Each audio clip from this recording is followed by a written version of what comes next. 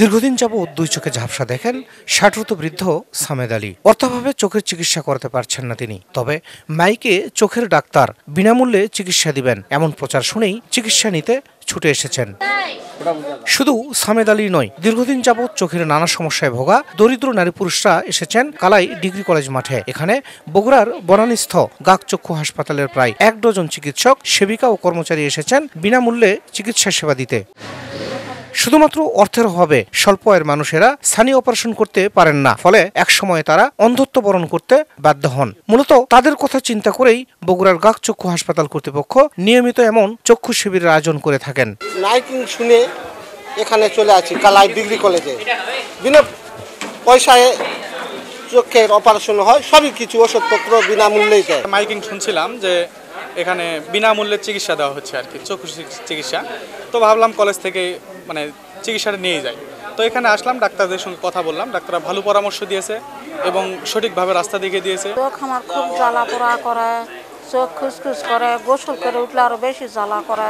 কালাই degree কলেজের একটি চক্ষু প্রোগ্রামের আয়োজন করা হয়েছে। এখানে যারা হতদরিদ্র, যারা চোখের সমস্যা, তাদেরকে আজকে চক্ষু সেবা দেওয়া হচ্ছে। আমাদের এই কালাই কলেজ থেকে আজ এই প্রোগ্রামের জন্য আমরা রোভার রায় নিয়োজিত আছি। বিভিন্ন যারা অবহেলিত, সুবিধা বঞ্চিত মানুষ রয়েছে, তাদেরকে আমরা বিনামূল্যে চক্ষু চিকিৎসা দিচ্ছি। এর ভিতরে রয়েছে ক্যাটারাক্ট সার্জারি, রয়েছে ডিসিআর ডিসিটি অপারেশন এবং বিনামূল্যে ওষুধ, চশমা, এইসব কিছুর আমরা ব্যবস্থা করেছি। দিনের শুরুতেই কালাই ডিগ্রি কলেজের হলরুমে বিনামূল্যের এই চক্ষু শিবিরের উদ্বোধন করেন অনুষ্ঠানের প্রধান অতিথি জাফরাট ২ আসনের ধানের শীষ মনোনীত প্রার্থী সাবেক সচিব আব্দুল বারী। এ সময় বক্তব্য রাখেন কালাই উপজেলা বিএনপির আহ্বায়ক ইব্রাহিম হোসেন ফকির, কালাই ডিগ্রি কলেজের অধ্যক্ষ নুরুল ইসলাম, ম্যানেজিং কমিটির সভাপতি মোহাম্মদ তাজ উদ্দিন সহ আমন্ত্রিত অতিথিবৃন্দ। আমরা প্রত্যন্ত এলাকায় গরিব অসহায় রোগী যারা টাকার অভাবে চিকিৎসা হয় না, চোখ ছানির জন্য চোখটা অন্ধ হয়ে যায়, এইসব রোগীদের আমরা ছানি রোগী বাছাই করে আমাদের গাক চক্ষু হাসপাতালে আমাদের গাড়িতে করে আমরা হাসপাতালে নিয়ে যাই।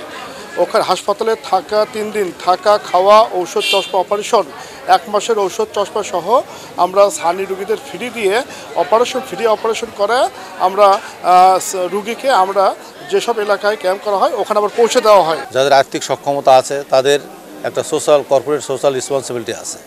এটি সরকার নির্দেশিতই আছে। তাদের আয়ের 5% বা 1% তাদেরকে এই সামাজিক দায়বদ্ধতা থেকে ব্যয় করতে হয়। যদিও আমাদের দেশে বেশিরভাগ ক্ষেত্রে সেই কর্পোরেট সোশ্যাল রেসপন্সিবিলিটি অনেক সংগঠন, সংস্থা বা শিল্প প্রতিষ্ঠান তারা পালন করে না। এটি যদি করে, সকলেই যদি এই কর্পোরেট সোশ্যাল রেসপন্সিবিলিটিগুলো যদি তারা নিজেদের দায় হিসেবে নিয়ে সাধারণ অসহায় দরিদ্র মানুষ বা নিম্ন আয়ের মানুষের মধ্যে যদি এ ধরনের সামাজিক কর্মকাণ্ড করে, স্বাস্থ্য, শিক্ষা বা অন্যান্য ক্ষেত্রে, তাহলে অসহায় দরিদ্র মানুষ বা নিম্ন আয়ের মানুষগুলো সুবিধা পাবে এবং এটি একটি ভালো এবং মহৎ উদ্যোগ। জানা যায়, অপারেশন শেষে রোগীদের প্রয়োজনীয় ঔষধ ও চশমা দিয়ে বাসায় পৌঁছে দেন হাসপাতাল কর্তৃপক্ষ। শাহিদুল ইসলাম সবুজ, সময় সংবাদ, জয়পুরহাট।